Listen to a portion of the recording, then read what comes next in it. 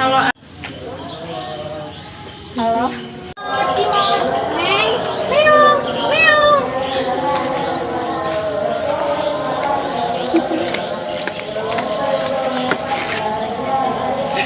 Hi Isma, I'm here. Yes, oh good.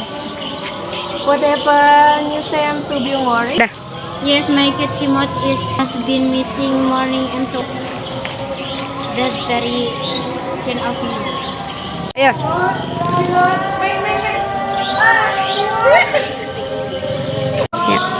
Isma, here, I found your cat. Oh, thank you very much. I have brought